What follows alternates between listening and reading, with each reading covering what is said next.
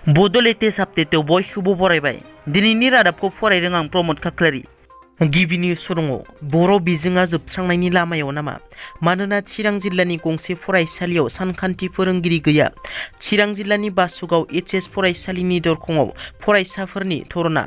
सानखान्थिनि फोरोंगिरि गैयैनि जाहोनाव बर' बिजोंनि फरायसाफोरा गोबां जेंनाजों मोगा-मोगि जानांदों। सानखान्थि फोरोंगिरि मोनाब्ला गाबोननिफ्राय फरायसालिनि गेटआ बन्द जागोन आरो मेट्रिक आनजादाव जिराया जुदि सानखान्थि फोरोंगिरि होआब्ला।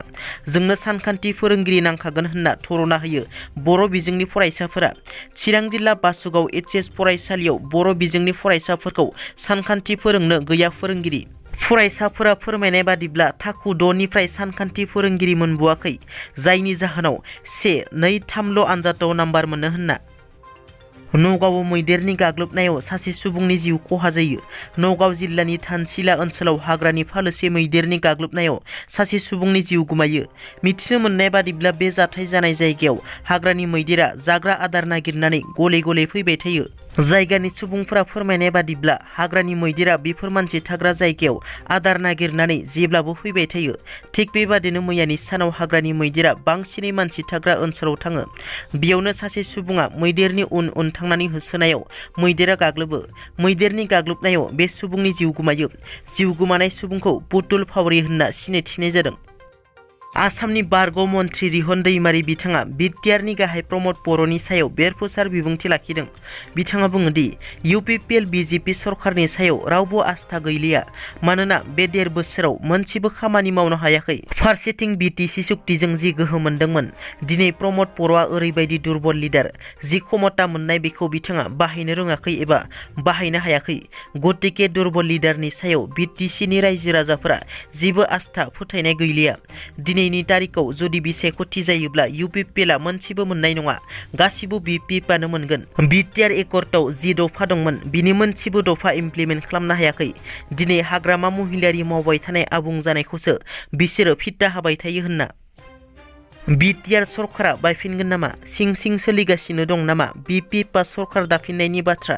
इउपिपिएलनि एमसिएलएफोरखौ लाबोनो नाजामारदों नामा बिपिएफ राजखान्थि हान्जाया?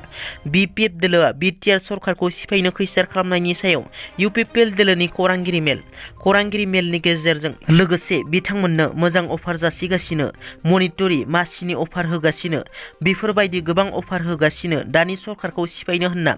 लोगोसे इउपिपिएल दोलोआ बावैसो साननि उनावनो केबिनेट मन्थ्रि मोनगोन होनना इएम रन्जित बसुमतारी बिथाङा बुंथियो। गुजरातनिफ्राय खानानै आसामाव लाबोजानाय गुजरातनि एमएलए जिग्नेशआ क'क्राझार आरो बरपेटा बिजिरसालिनिफ्राय जामिन मोननायनि उनाव मेसाना लवार बिजिरसालिया एमएलए जिग्नेशजों लोगोसे गुबुन सा 9 सुबुंफोरखौ 3 दाननि थाखाय जोबथेसालियाव जोबनानै दोननो बिथोन होनाय जायो। एमएलए जिग्नेश आरो गुबुन सा 9 सुबुंफोरा थांनाय 2017 मायथाइनि जुलाइ दानाव बनसकान्त जिल्लानि मेसानानिफ्राय धानेरासिम पुलिसनि गनायथि लायालासे आजादि मार्च रेलि खालामनायनि केसनि थाखाय मेसाना बिजिरसालिया जोबथेसालिनि साजा फोसावो। 3 दान जोबथेसालिनि साजा फोसावजानायजों लोगोसे साफायाव 1000 राङै जुरिमाना होनाङो बिथांमोना।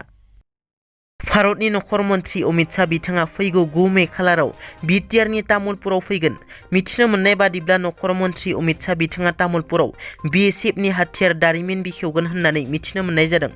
फैगौ 9 मेयाव जानो गोनां तामुलपुराव थानाय बिएसएफनि हाथियार दारिमिननि बेखेवनाय हाबाफारियाव मिरुनि नखर मन्थ्रि अमित शाह बिथाङा तामुलपुराव नुजाथिफैगोननि थाखाय थाग-थियारि खालामनायनि सायाव मैया बिटिआरनि गाहाय प्रमद बर' बिथाङा तामुलपुर जिल्लानि जिल्ला बेंगिरि, एसपि, आसाम पुलिसनि मावफुंगिरिफोर, बिएसएफ आरो पिडब्लिउडि बिफाननि मावफुंगिरि बिथांमोनजों मोनसे सावरायमेल खुंनाय जायो।